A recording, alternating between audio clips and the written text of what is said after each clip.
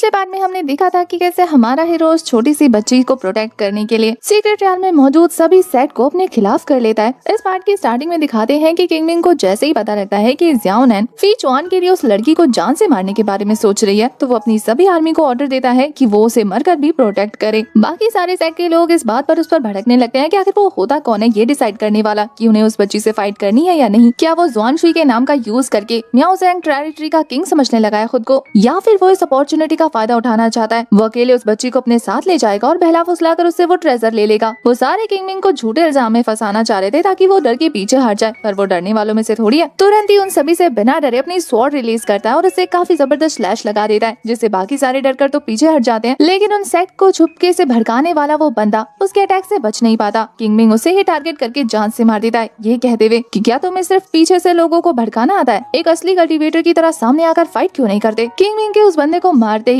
उसका अंकल सामने आ गया था, जो कि निंग जिंग सेट का एक बंदा था, इसका नाम ली फोंग था। वो किंगमिंग को धमकी देते हुए कहता है कि आखिर तुम्हारी हिम्मत कैसे हुई मेरे नेफ्यू को जान से मारने की। तुम्हें क्या लगा कि तुम सीक्रेट रियाल में रहोगे तो बच जाओगे? तुम जानते भी हो कि तुमने किससे पंगा लिया है। तुमने निंग जिंग सेट के एल्डर से पंगा लिया है। तुम दुनिया में किसी भी कोने में चले जाओ, वो तुम्हें जिंदा नहीं छोड़ने वाले। इसीलिए बेहतर होगा कि अपनी गलती मानो, माफी मांगो और वो ट्रेजर मेरे हवाले कर दो। निंग जिंग सेट का नाम सुनते ही हमारा हीरो तो जोर जोर से गला फाड़ के हंसने लग जाता है, ये कहते हुए कि क्या मजाक है, अब चोरी की टेक्निक सीखने वाले लोग भी मुझे धमकाएंगे। तुमने अभी अभी कहा ना कि मैं नहीं जानता कि तुम्हारे नेफ्यू के दादा का नाम क्या है, मैंने किससे टकराने की हिम्मत की है। इसका मतलब तो ये है ना कि तुम ये कहना चाहते हो कि तुम्हारे फादर का नाम तुम्हें नहीं पता। क्या सच में ऐसी बात है कि तुम अपने बाप का नाम भी भूल गए? ली फोंग का तो खून खौल जाता है कि आखिर तेरी हिम्मत कैसे हुई हमसे छोटा होने के बावजूद भी इतने घमंड से बात करने की। ली फोंग बताता है कि शायद तुम वो दिन भूल गए हो जब तुम्हारी मियाओ टेरिटरी हमारे सेट के हाथों घुटने के बल आ चुकी थी। इसीलिए बेहतर यही होगा कि तुम भी घुटने के बल आकर अपनी जान की भीख मांगो, वरना यही तुम्हारी गर्दन उड़ा दूंगा। वैसे उसकी बात पर किंगमिंग को छोड़ के बाकी सारे लोग ठहाका मार के हंसने लगते हैं कि क्या ये पागल हो गए, ये किसके बारे में बात कर रहा है? मियाओ ज़ियांग टेरिटरी के बारे में, जो कि सालों पहले सभी सेट के नाक में दम कर चुकी थी। आखिर मियाओ ज़ियांग टेरिटरी से कौन जीत गया? क्या ये लड़का पुरानी बातें भूल चुका है, या फिर जब ये सारे युद्ध चल रहा था तभी किसी पत्थर के नीचे दबा हुआ था? आखिर इस तरीके की स्टूपिड वाली बातें कैसे कर सकता है ये? सभी लोग उस पर हंस रहे थे तो इस बात पर उसको और ज्यादा गुस्सा आ जाता है। फिर से बड़ी बड़ी हाँकनी शुरू कर चुका था। ये देखकर किंगमिंग उसके पास आता है और उसके कंधे पे हाथ रखते हुए कहता है कि चिंता मत करो, मैं तुम्हारी जान नहीं लूंगा। आखिर मैंने पहली बार इतना बेवकूफ गधा देखा है। मुझे एंटरटेन करने के लिए मैं तुम्हारी जान बख्शता हूँ। और रहा सवाल मियाओ टेरिटरी का, तो दोबारा उसका नाम अपनी जबान से लिया तो जिंदा नहीं बचोगे। और हाँ, इस बार जब घर जाना तो अच्छे से रिसर्च करना, और अगर ना पता चले तो अपने बाप से पूछ लेना कि आखिर मियाओ ज़ियांग टेरिटरी के साथ क्या हुआ था। ये कहते हुए किंगमिंग उस पर अपने हाथ का जरा सा प्रेशर रिलीज करता है और वो पहाड़ जैसा बंदा उसके सामने किसी छोटे बच्चे की तरह कांप रहा था। किंगमिंग के हैंड प्रेशर को भी बेचारा बर्दाश्त नहीं कर पा रहा था और वो चला था किंगमिंग से फाइट करने। तभी एक ओल्ड मैन सामने आते हैं और वो कहते हैं कि अगर मैं 200 सालों से जिंदा ना होता और मैंने मियाओ ज़ियांग की क्वीन को अपनी आंखों से तबाही मचाते हुए नहीं देखा होता तो मैं ऑलमोस्ट तुम्हारी बात पर यकीन कर लेता। लेकिन अफसोस, मुझे सारी सच्चाई पहले से ही पता है। उसने निंग जिंग सेट की बची कुछ इज्जत को भी मिट्टी में मिला दिया था। सारे मिलकर लगातार उसका मजाक बनाए जा रहे थे तो वो भी पीछे नहीं हटता, गुस्से को कंट्रोल नहीं कर पाता और फिर से बड़ी बड़ी हाँकनी शुरू कर देता है। उसकी बातें सुनकर किंगमिंग को इतना इंटरेस्ट आ रहा था कि वो उसे पूछ ही लेता है कि एक बात बताओ, ये जो तुम किससे सुना रहे हो ये तुम्हारे दिमाग की मनगढ़ंत कहानियां हैं या फिर सच में ऐसा हुआ था? वो कहता है कि हुआ था ना, मेरे सेट की हिस्ट्री बुक्स में लिखा हुआ है। किंगमिंग का बड़ा दिल करता है कि वो जाए और इसके एल्डर से मिले, इसलिए वो कहता है कि एक काम करना, अपने ग्रैंड एल्डर से जाकर कहना कि मैं कुछ दिन में उनसे मिलने आऊंगा, उन्हें पर्सनली थैंक यू बोलने कि आफ्टर ऑल उन्होंने इतने सालों पहले हमारी मियाओ टेरिटरी को जिंदा जो छोड़ दिया। किंगमिंग तो उसे टॉन्ट मारा था, लेकिन इस बंदे को लगता है कि शायद किंगमिंग सच में डर गया, इसलिए कहता है कि हाँ कह दूंगा अपने एल्डर से, तुम आए ना तो फिर देखना वो तुम्हारी क्लास लगाएंगे, इसलिए कोशिश करना कि आधे एल्डर से माफी मांग लेना। इतना कहकर वो फिर से मियाओ ज़ियांग टेरिटरी की बुराई करने लगा था। इस बार गार्ड्स पीछे नहीं हटते, बल्कि इस बार सारे मिलकर उसे कूट कर घुटनों पर ला देते हैं। इतनी बुरी तरीके से पिटे जाने के बाद वो अभी किंगमिंग को धमकी देने की जरूरत कर रहा था और किंगमिंग उसे जोरदार पंच मारते हुए कहता है कि जाओ वापस अपने सेट लौट जाओ, अगर मुझे तुमसे इन्फॉर्मेशन नहीं भिजवानी होती ना तो मैं तुम्हें यहीं जान से मार देता, लेकिन जाकर अपने एल्डर से कह देना कि जब मैं आऊँ तो मेरे लिए रेड कारपेट बिछा के रखे। उससे निपटने के बाद किंगमिंग यहाँ पर मौजूद बाकी कल्टीवेटर्स से कहता है कि मैं इस लड़की को पर्सनली प्रोटेक्ट कर रहा हूँ, तो अगर किसी को भी इस मैजिक सर्कल के अंदर जाना है तो पहले उसे मुझसे फाइट करनी होगी। अगर वो मुझे हरा देता है तो वो उस लड़की के पास से वो 7 कलर ग्लेज फ्लावर ले सकता है, और अगर जिसे फाइट नहीं करनी वो चुपचाप यहाँ से चलता बने, भीड़ लगाने की जरूरत नहीं है। सारे तो डर रहे थे उसकी बात सुनकर। वहीं जियाओ नैन को दिखाते हैं जिसे किसी भी हालत में वो 7 कलर ग्लेज फ्लावर चाहिए था, तो वो खुद को पत्थर का करते हुए किंगमिंग के साथ फाइट करने को तैयार हो जाती है। उसने सोच लिया था कि चाहे उसे मरना भी क्यों ना पड़े तो भी ये फ्लावर वो लेकर जाएगी, क्योंकि आफ्टर ऑल जूनियर ब्रदर की कल्टीवेशन का सवाल है। वहीं दूसरी तरफ मैजिक सर्कल का सीन दिखाते हैं। जैसे ही वो छोटी बच्ची काफी फोर्स लगाकर उस फ्लावर को पिक कर लेती है ना, तो उस फ्लावर का सिंबल उसके माथे पर अपीयर हो जाता है। इसका मतलब ये था कि उस फ्लावर फ्लावर ने अपना मास्टर उस छोटी बच्ची को बना लिया, जो कि उसकी बॉडी को धीरे धीरे नरिश करके पावरफुल बना देगा। अब ये चीज उस छोटी बच्ची ने भी नोटिस कर ली थी और बाहर खड़े हुए कल्टीवेटर्स ने भी। वो समझ जाते हैं कि अब अगर उन्हें ये फ्लावर चाहिए तो उन्हें इस बच्ची को मरना होगा, क्योंकि जब तक फ्लावर का असली ओनर जिंदा है वो चाहे उस फ्लावर को क्यों ना खींच ले, लेकिन वो उसकी पावर को एब्जॉर्ब नहीं कर सकते। अब पहले तो शायद वो लोग हिम्मत कर भी लेते उस फूल को खींचने का, क्योंकि उस बच्ची को पहला फुसलाकर वो फ्लावर जो लेना था, लेकिन अब तो इसका मतलब ये है कि उस लड़की को मार कर वो फूल लेना होगा, जो कि म्याओ टेरिटरी के लोग बिल्कुल नहीं करने देंगे। किंग के रहते तो ऐसा बिल्कुल पॉसिबल नहीं है। अब वो सारे अकेले छोटे सेट के लोग म्याओ टेरिटरी के साथ कैसे वॉर डिक्लेयर कर सकते थे, इसीलिए सभी लोग डर के मारे पीछे हटने लग जाते हैं। उधर हमारे हीरो ने भी अपना किलिंग ऑर्डर रिलीज करना शुरू कर दिया था सबको डराने के लिए। जैसे ही वो मैजिक सर्कल डिसअपियर होता है, वो लड़की बाहर आ जाती है और सभी लोग उसका रास्ता छोड़ने लगते हैं। वो काफी ज्यादा डरी हुई थी, क्योंकि उसे भी पता था कि ये सारे उसकी जान के पीछे पड़े हैं। उसी बीच एक ब्लैक ड्रेस इंसान उसका हाथ पकड़कर उससे वो फ्लावर मांगने लगता है। वो बच्ची काफी ज्यादा डर चुकी थी, क्योंकि इधर इस बंदे ने अपनी ब्लैक एनर्जी उसकी बॉडी में ट्रांसफर करनी शुरू कर दी थी, ताकि वो उसे जान से मार सके। तभी किंग मिंग गुस्से में अपनी स्वॉर्ड रिलीज करके एक अटैक थ्रो कर देता है। ये अटैक सीधा उस बंदे को हिट होता। इधर ज़ाओ नैन को दिखाते हैं, जो कि किंग मिंग की पर्सनैलिटी और उसकी कल्टीवेशन बाहर देखकर हैरान थी। साथ ही उसे वो और अभी बहुत ही ज्यादा फेमिलियर लग रहा था। वो समझ जाती है कि किंग मिंग की पावर इसलिए बढ़ी है क्योंकि उसने उसके जूनियर ब्रदर की डिवोरिंग फ्लेम स्वॉर्ड बॉडी हथिया ली, और ये ऑरा जो उसे फेमिलियर सा लग रहा है वो भी जूनियर ब्रदर की पावर्स है। वैसे अब तक सभी को ये लग रहा था कि किंग मिंग ने उसे डिस्ट्रॉय कर दिया, लेकिन किसी को ये नहीं पता था कि उसकी फ्लेम बॉडी चुरा ली गई है। इसीलिए अब ये जानने के बाद कि क्या किंग मिंग ने सच में उसकी जूनियर ब्रदर की पावर चुरा ली, उसे तो यही लगने लगता है कि शायद यही वजह है जो उसकी कल्टीवेशन वापस से रिवाइव हो चुकी है। बाकी सारे लोग तो उस ब्लैक रोब वाले पर्सन के बारे में पिटी फील करने लगे थे कि कितना इम्पेशेंट बंदा है। यहाँ तक कि टियानजुआन सेट की ज़ाओ नैन ने भी हमारे हीरो के साथ फाइट करने की जरूरत नहीं की। वो भी बस सही मौके का इंतजार कर रही थी, पर ये बंदा तो बिना सोचे समझे कूद पड़ा। अब तो म्याओ टेरिटरी के लोग इसे जिंदा नहीं छोड़ने वाले, और उस पर तो उसने किंग मिंग से पंगा ले लिया, जिसने यहाँ पर हर किसी को डरा के रखा हुआ है। ये बंदा तो गया काम से। इधर दूसरी तरफ किंग मिंग का अटैक उस बंदे तक हिट हो भी नहीं पाता कि वो उस लड़की को लेकर देखते ही देखते वहाँ से गायब हो जाता है, और हर कोई उसकी टेक्निक्स देखकर हैरान था कि आखिर ये अचानक से बिना किसी ट्रेसेस के कैसे गायब हो गया। वो अटैक तो बहुत ही ज्यादा तेजी से रिलीज हुई थी और वो अटैक से पहले ही गायब हो गया। तभी किंग मिंग उस जगह पर इन्वेस्टिगेट करता है तो उसे कुछ ट्रेसेस मिलते हैं, जिन्हें सेंस करते ही वो समझ गया था कि जो बंदा भी अभी उस बच्ची को चुरा कर लेकर गया है वो शैडो सेट का बंदा है। किंग मिंग को उस बंदे की टेक्निक बहुत ही ज्यादा इंटरेस्टिंग लगती है, जो पलक झपकते ही उसके अटैक से पहले उस लड़की को लेकर टेलीपोर्ट हो गया।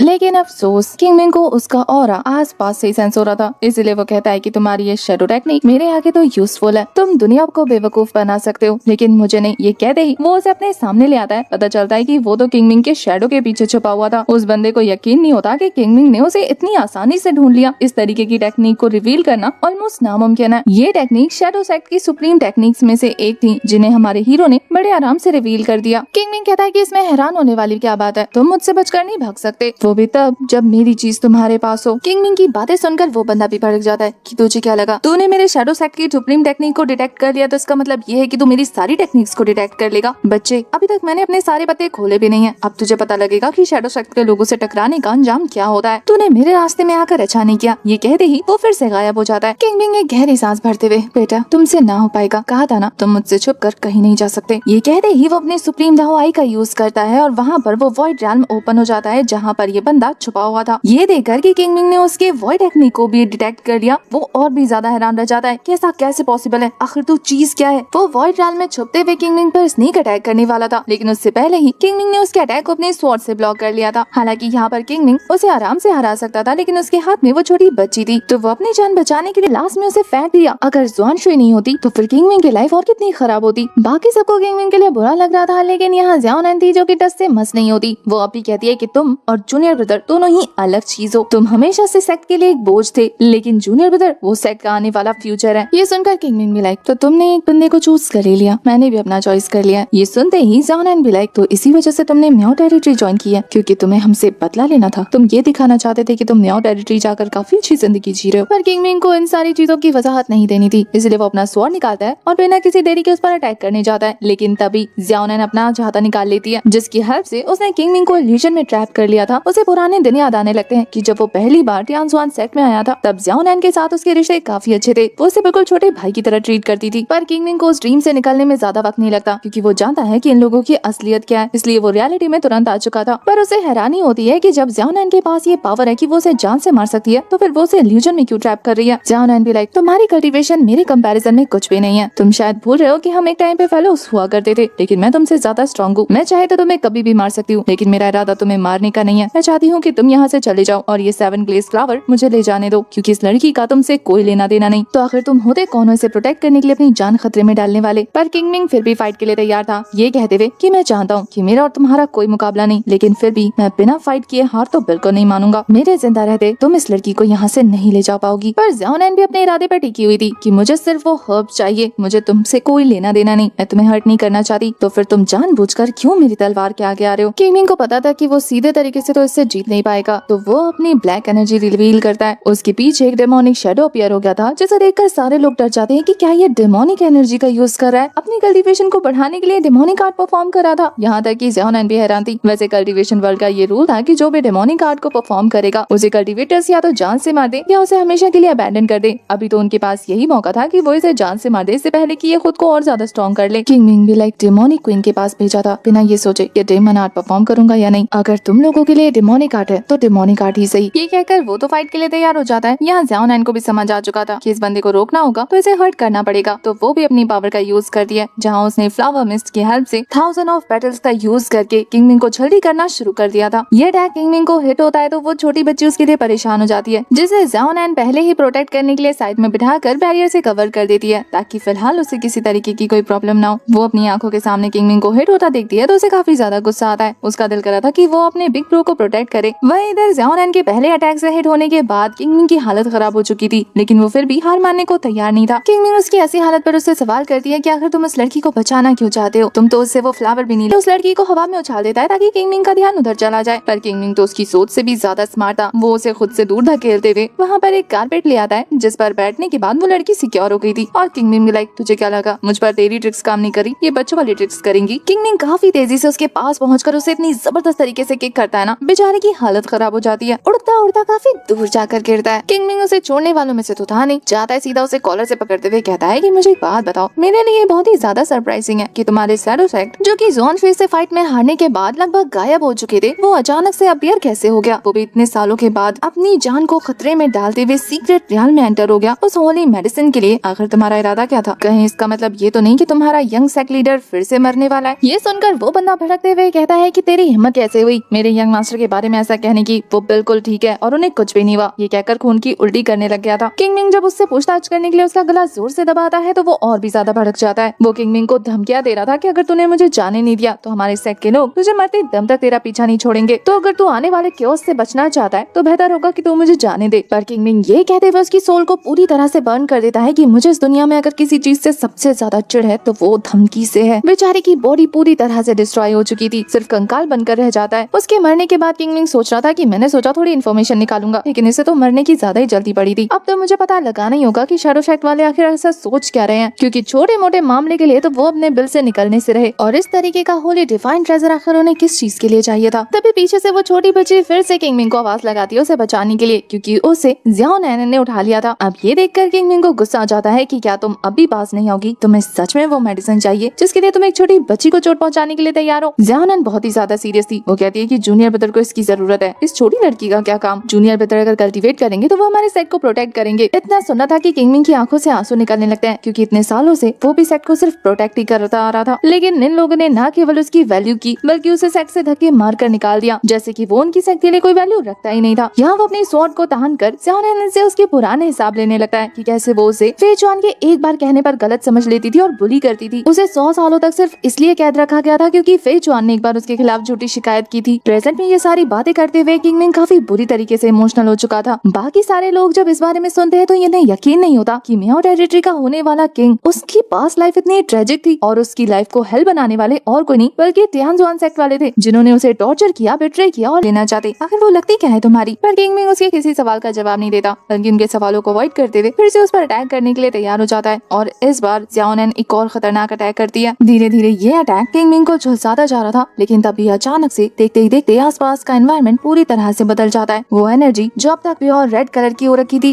वो धीरे धीरे ब्लैक में कन्वर्ट होने लगती है। वो फ्लावर पेटल्स जो अब तक किंग मिंग को हर्ट कर रहे थे वो देखते ही देखते उसका ऑर्डर फॉलो करने लगते हैं। पता चलता है कि किंग मिंग ने यहाँ ज़ियाओनैन को बुरी तरीके से अपने इल्यूजन में फंसा लिया। वो उसी की पावर को कॉपी करके उस पर हिट करने वाला है। ज़ियाओनैन ये देखकर कि अब वो बुरी तरीके से फंस गई है, उसके भी पसीने छूटने लग जाते हैं, क्योंकि यहाँ किंग मिंग काफी ज्यादा खतरनाक लग रहा था। उसके खतरनाक लुक को देखकर तो बाकी सारे कल्टीवेटर्स भी वहाँ से भाग रहे थे कि कहीं ये हमें न मार मार डाले। तब एक एल्डर को दिखाते हैं जो कि वहाँ चुपचाप खड़े रहकर ये नजारा देख रहे थे। दूसरा कल्टीवेटर उसे धमकाता है कि अगर यहाँ खड़े रहे तो वो तुम्हें जान से मार देगा। वो अभी अपने होश में नहीं है, उसे पूरी तरह से डीमन ने अपने कंट्रोल में किया हुआ है। अगर तुम यहाँ खड़े रहे तो साइलेंस में ही मारे जाओगे। तभी देखने को मिलता है कि कल्टीवेटर्स एक दायरे के बाहर नहीं जा पाते क्योंकि वहाँ पर एक मैजिक बैरियर बना हुआ था। आधे लोग तो सर पकड़ कर बैठ जाते हैं कि क्या वो इस बैरियर के अंदर ही फंस कर मरने वाले हैं, यहाँ से बच के जाने का कोई रास्ता नहीं। बाकी कल्टीवेटर्स जो थोड़े से बहादुर थे वो अपनी पावर का यूज करके उस बैरियर को तोड़ने लगते हैं। तभी वहाँ एक ओल्ड एल्डर को दिखाते हैं जो बताते हैं कि इस अरे को तोड़ने का कोई रास्ता नहीं है क्योंकि ये एक ड्रैगन ट्रांसफॉर्मेशन रियाल्म के एक्सपर्ट ने बनाया है और उसे तोड़ भी वही सकता है। नॉर्मल कल्टीवेटर्स तो इस पर खरोच भी नहीं लगा सकते और यहाँ तो सारे के सारे क्रेव प्रोफाउंड रियाल्म वाले बंदे हैं जो मिलकर क्या ही कर लेंगे। उधर दूसरी तरफ बाकी कल्टीवेटर्स को दिखाते हैं जिसने हमारे किंगमिंग के आसपास काफी सारा फॉर्मेशन क्रिएट कर दिया था ताकि वो उन्हें हट न कर सके, पर इसका भी कोई फायदा नहीं था। किंगमिंग ने उन्हें जानबूझकर यहाँ पर ट्रैप किया था। शायद ये उसी वक्त की बात है जब उसने वार्निंग दी थी। वैसे यहाँ पता चलता है कि ये काम करने वाला किंगमिंग नहीं बल्कि ज़्याओनैन है। वो तो मुस्कुराते हुए कहता है कि आखिर तुमने ऐसा क्यों किया। ज़्याओनैन कहती है कि अगर तुम मुझे वो मेडिसिन ले जाने दो तो फिर मैं तुम्हें बता दूंगी, लेकिन अगर नहीं ले जाने दोगे तो ये राज भी मेरे साथ ही चला जाएगा। किंगमिंग कहता है कि अगर उस फ्लावर ने अपना मास्टर इस लड़की को चूज नहीं किया होता तो मैं दे भी देता, लेकिन अब उसने इस लड़की को अपना मास्टर बना लिया। इसका मतलब ये है कि अब इसे मार कर ही तो मैं वो फ्लावर हासिल करना होगा जो कि मैं होने नहीं दूंगा। और रहा सवाल बाकी चीजों को समझने का, तो अब मुझे लगता नहीं कि मुझे उसकी जरूरत है। ये कहते ही उसने पूरी तरह से अपने लुक को चेंज कर लिया था। वो काफी ज्यादा खतरनाक लगने लगता है और दोनों एक दूसरे के साथ अपनी पावर को टकराने लगते हैं। इसके बाद हम किंगमिंग को देखते हैं जो कि अपनी पावर का यूज करते हुए ज़्याओनैन की ओरिजिन एनर्जी को अपने अंदर। जितनी देर में किंगमिंग ये बातें कर रहा था तभी मौका पाकर ज़्याओनैन वहाँ से भागने की तैयारी करने लगती है, ये कहते हुए कि तुमने बहुत बुरा किया, तुमने मुझे दूर जाने का मौका दिया और यही तुम्हारी सबसे बड़ी गलती है। मैंने अब तक नहीं सोचा था कि मैं तुम्हें जान से मारूंगी, लेकिन अब मुझे ये करना होगा। वो फिर से अपने 1000 पेटल नीडल का यूज करने वाली थी। ये देखकर हर कोई उसे चेयर करने लगता है कि मार डालो इस डीमन को। पर जैसे ही ज़्याओनैन इस बार फिर से अपना ये अटैक चलती है तो सारे लोग हैरान रह जाते हैं क्योंकि एक बार फिर किंगमिंग के ऊपर उसके इस जादू इल्यूजन का कोई असर नहीं हो रहा था। वो काफी ज्यादा घबरा जाती है। उसे समझ नहीं आ रहा था कि आखिर ऐसा कैसे पॉसिबल है। किंगमिंग एक ही दिन में 2 बार उसके इल्यूजन से कैसे बच सकता है। वही दूसरी तरफ उस छोटी बच्ची को दिखाते हैं जो कि अकेले किंगमिंग को चेयर करते हुए कहती है कि आप बहुत ही अच्छे हैं, मुझे नहीं लगता कि आप डीमन हैं, आप तो इन सभी से ज्यादा अच्छे हैं। उसकी बातों से किंगमिंग को हौसला मिलता है और वो फिर से फाइट के लिए तैयार हो जाता है। किंगमिंग ज़्याओनैन की ही टेक्निक का यूज करते हुए उसी पर अटैक कर चुका था। ज़्याओनैन तो शॉक रह जाती है कि किंगमिंग उसकी टेक्निक में स्वॉर्ड बॉडी आर्ट को यूज करके अटैक कर रहा है। वो एक साथ दो टेक्निक को मर्ज कर चुका था। ज़्याओनैन को समझ नहीं आता कि वो इस अटैक से कैसे बचे। वहीं किंगमिंग भी लाइक अब तक तुम दूसरे की यादों में झांक रही थी ना, तुम्हें बहुत शौक है दूसरों की मेमोरीज चेक करने का, तो अब चलो मैं देखता हूँ तुम्हारी यादों में क्या है। जैसे ही किंगमिंग ज़्याओनैन की मेमोरीज के अंदर एंटर करता है वो उसे रोते हुए पाता है क्योंकि वो जब भी उसे टॉर्चर करती थी वो अकेले में आकर रोती थी कि वो उसके साथ ऐसा नहीं कर सकती, लेकिन फिर भी करना पड़ रहा है, यही आखिरी रास्ता बचा है उसके पास। वो नोटिस करता है कि जब भी पास में किंगमिंग किसी भी प्रॉब्लम में फंसता था तभी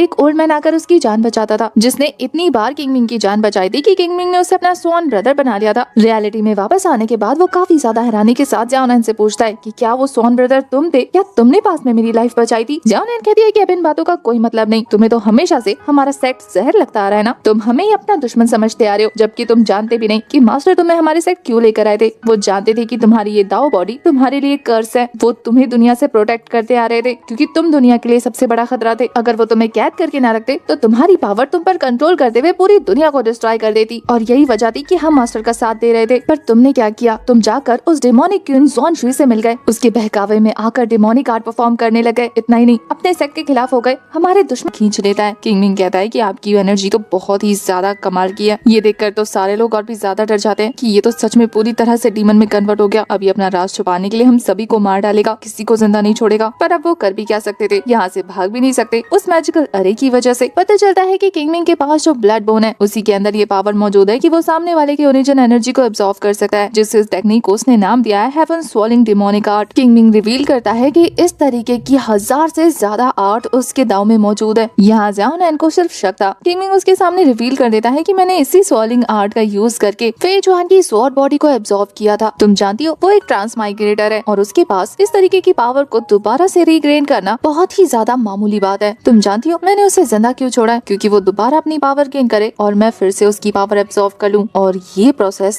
तब तक चलता रहेगा जब तक कि मैं उससे ज्यादा पावरफुल बनकर उसे यूजलेस ना बना दूं। और जब वो एक बार यूजलेस हो गया और मेरे सारे एक्सपेरिमेंट पर वो सफल हो गया तो फिर मैं उसे जान से मार दूंगा। मैंने उसे जिंदा तुम्हारे लिए नहीं छोड़ा बल्कि अपने लिए छोड़ा है। ये सुनकर ज़्याओनैन को किंगमिंग पर और भी ज्यादा गुस्सा आ रहा था। वो फेई जुआन की तारीफ करते हुए कहती है कि वो इतना काइंड नेचर का बंदा है, आखिर तुम उसके साथ इतना बुरा कैसे कर सकते हो, तुम उसे खिलौने की तरह इस्तेमाल कर रहे हो। किंग मिंग को भी ये सुनकर गुस्सा आ जाता है कि वो और अच्छा बंदा, अगर वो इतना ही अच्छा है तो उसने मेरे पेरेंट्स की मेमोरियल्स को डिस्ट्रॉय करने की कोशिश क्यों की। तुम सभी लोग एक जैसे हो, तुम लोगों के लिए फे चुआन की बात ही सच है और मेरी हर बात झूठ, इसीलिए तो मुझे तुम लोगों से और बहस करनी ही नहीं है। मैं तो चाहता हूँ कि अब इस लड़ाई को खत्म कर दिया जाए। हम ऑलरेडी काफी मजे कर चुके हैं, मन बन गए। जूनियर ब्रदर जिसने कभी सेट का बुरा नहीं चाहा, तुमने उससे क्रिपल कर दिया। किंग मिंग ये सारी बातें सुनकर ज़्याओनन को खामोश करते हुए कहता है कि माना तुम्हारी बातें इमोशनल है, मुझे पहले इन सारी चीजों का पता नहीं था, लेकिन इसका मतलब ये नहीं कि तुम लोगों को मुझे टॉर्चर करने का हक मिल गया हो, चाहे वजह कुछ भी हो। लेकिन तुम लोगों ने हमेशा मुझे कचरे की तरह ट्रीट किया है और हद तो तब पार कर दी जब तुमने उस फे चुआन का साथ दिया, जब उसने मेरे पेरेंट्स की मेमोरियल को फेंकने की कोशिश की। इस दुनिया में अगर मेरे लिए सबसे ज्यादा इम्पोर्टेंट कोई है तो वो मेरे पेरेंट्स है। उन्हें बीच में लाकर फे चुआन ने अच्छा नहीं किया और जिस डेमोनिक क्वीन को तुम इतना खतरनाक समझ रही हो उसी के हवाले मुझे छोड़ दिया था तुमने। आखिर फिक्र करने वाले ऐसे बिहेव करते हैं तो दुश्मन क्या करते हैं। ये कहते हुए किंग मिंग ने उसकी बॉडी के अंदर अपनी स्वॉर्ड को धंसा दिया था। ज़्याओनन समझ जाती है कि अभी उसे जान से मार कर ही छोड़ेगा, तो वो क्या करती है, तलिस्मान का यूज करके सीक्रेट रियाल्म से बाहर निकल जाती है। उसके जाने के बाद किंग मिंग भी एग्जॉस्ट हो चुका था क्योंकि उसने ऑलमोस्ट अपनी सारे स्पिरिचुअल पावर यूज कर ली। वो भी अनकॉन्शियस होने ही वाला था कि यहाँ ज़्याओनन के जाने के बाद उसका बैरियर भी टूट चुका था, जिससे वो छोटी बच्ची आजाद हो जाती है। तो वो आकर किंग मिंग को अपनी पावर से हील करने लग जाती है। किंग मिंग हैरान था कि अचानक से उसकी रिकवरी इतनी तेजी से कैसे हो रही है। उसकी स्पिरिचुअल पावर वापस आ चुकी थी और उसकी बॉडी में जितने भी वोंड थे वो सारे हील हो चुके थे। ये सारा कमाल उस ट्रेजर का था जो कि उस लड़की को अपना मास्टर मान चुकी थी। इतनी सारी पावर यूज करने के बाद तो वो भी बेहोश होकर किंग मिंग की गोद में गिर जाती है। यहाँ ये देखकर सारे मौजूदा कल्टीवेटर्स किंग मिंग के खिलाफ हो जाते हैं कि आज या तो ये जिंदा रहेगा या हम सारे। वो सारे के सारे एक साथ मिलकर किंग मिंग से फाइट करने वाले थे।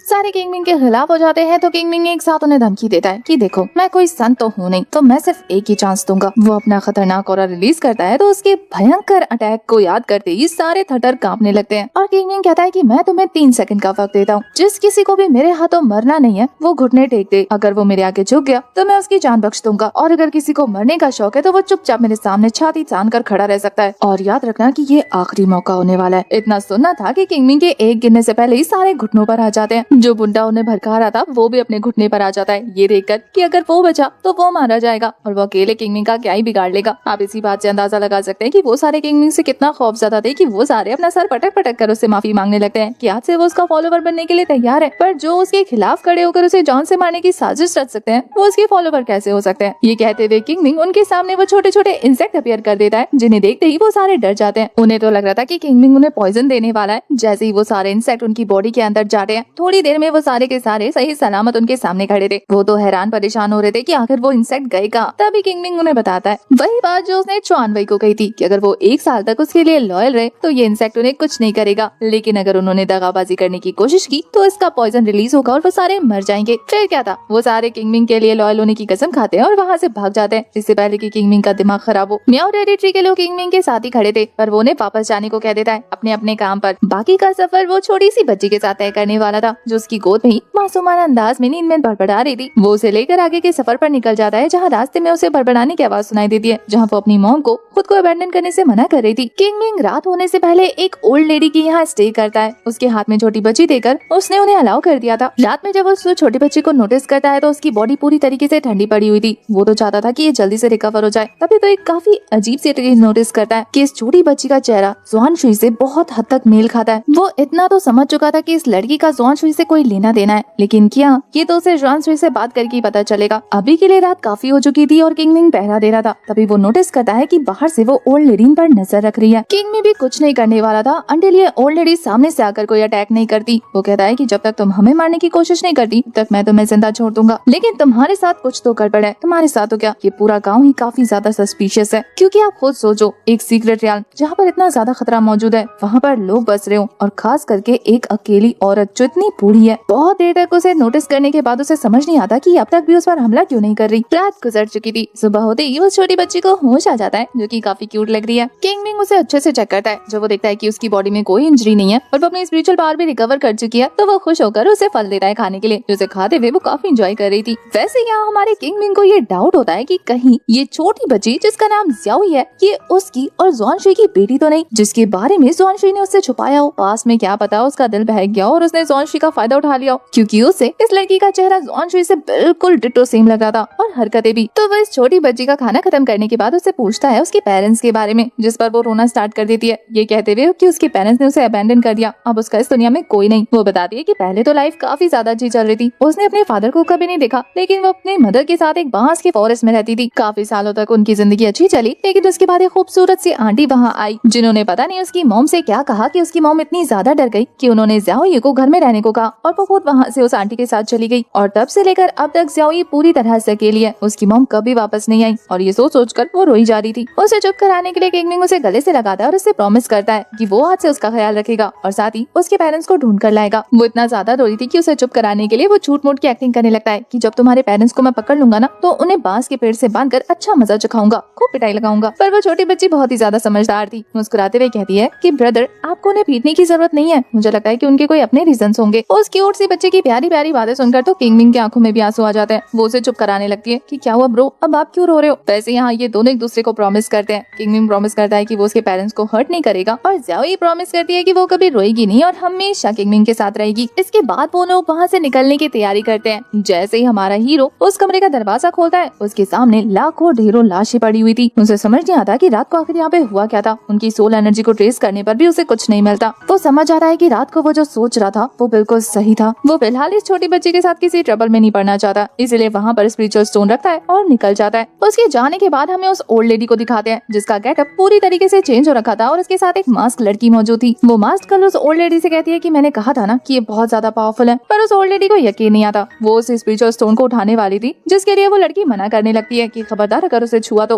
पर वो लेडी कहती है कि रात को मैंने इनके लिए खाना बनाया, इन्होंने मीट के पीसेस खाए, अब ये फ्री में तो नहीं आते ना, प्लीज मैं अपना मुआवजा तो लूंगी। पर वो मास्क गर्ल बताती है कि ये स्पिरिचुअल स्टोन कोई नॉर्मल स्टोन नहीं है, अगर तुमने इसे अपने पास रखा तो ये तुम्हारी सारी हरकतें ट्रेस करने लग जाएगा, क्योंकि इसमें एक काफी सुप्रीम सिंबल बना हुआ है जो कि ऑर्डिनरी पर्सन के लिए क्रिएट करना नामुमकिन है। ये सिर्फ कुछ डिवाइन लोग ही कर सकते हैं और मैंने तुमसे कहा था ना कि ये दोनों बहुत ही ज्यादा एक्स्ट्रा ऑर्डिनरी पर्सन है। पर वो ओल्ड लेडी कहती है कि नहीं, मैंने सारी रात इन्हें मॉनिटर किया है, इन दोनों में कुछ भी यूजुअल नहीं था और तुम तो मुझे ऐसे डरा रही हो जैसे कि इस पत्थर में सच में कोई खास ट्रेस मौजूद हो। जब वो उस ट्रेस को चेक करती है और कहती है कि अब ये मत कहना कि ये दोनों बाप बेटी यहाँ पर जो आए थे ये डिमोनिक मास्टर और उनकी बेटी है। वो मास्टर कहती है कि सही समझा तुमने, वो सच में डिमोनिक किंग और उसकी बेटी है। अगर रात को आकर मैंने तुम्हें रोका नहीं होता तो तुमने हमारा प्लान खराब कर दिया होता, तुम तो ऑलमोस्ट उन्हें मारने ही वाली थी। यानी कि किंगमिंग बिल्कुल सही गैस करा था कि ये औरत उस पर हमला करने वाली है, लेकिन वो अचानक से हैरान था ये देखकर कि उसने रात भर में उस पर अटैक नहीं किया। उसके पीछे की वजह यही मास्क गर्ल थी जो कहती है कि यंग मास्टर को तुमने काफी नाराज किया है, अब उन्हें मनाने में तुम्हें वक्त लगेगा। वो बूढ़ी औरत अपने घुटनों पर आती है और कहती है कि क्या मैं यंग मास्टर से मिल सकती हूँ, उनसे रिक्वेस्ट कर सकती हूँ कि मुझे यहाँ से निकाल दे। वो मास्क गर्ल भी बहुत ही ज्यादा रूड और एरोगेंट थी। वो उस ओल्ड लेडी को कहती है कि पहले अपने पुराने गुनाहों की तो सजा पूरी कर लो, उसके बाद यहाँ से निकलने का सोचना। और अब तो तुम ताजा ताजा क्राइम करने वाली थी, यंग मास्टर के इतने सालों के प्लान को चौपट करके। अब सोचो तुम्हें कितने साल यहाँ पर रहना होगा। वो ये कहते हुए उस ओल्ड लेडी को धमकी देकर चली जाती है कि आज के बाद से तुम्हें स्पिरिचुअल रियाम से कोई सपोर्ट नहीं मिलेगा, यहाँ पर तुम्हें अपनी मर्जी से सर्वाइव करना है। वो ओल्ड लेडी तो ये सुनकर सदमे में चली जाती है कि बताओ एक छोटी सी गलती ने उसे कहां से कहां लाकर पटक दिया। जुआन रियान पर होने के बावजूद भी वो इन लोगों का कुछ नहीं बिगाड़ पा रही है। हालांकि अब किंगमिंग के लिए सिचुएशन और ज्यादा खराब हो चुकी है क्योंकि अब वो जंगल में उस लड़की के साथ अकेला है और ये मास्क गर्ल इस ओल्ड लेडी के पास से निकलकर उसी को फॉलो करने वाली है। इसी के साथ हमारा ये वाला पार्ट हो जाता है खत्म। आपको ये सीरीज कैसी लग रही है और अगर नेक्स्ट पार्ट जल्दी चाहिए तो कमेंट करना भर भर के। तब तक के लिए bye bye, tata, take care.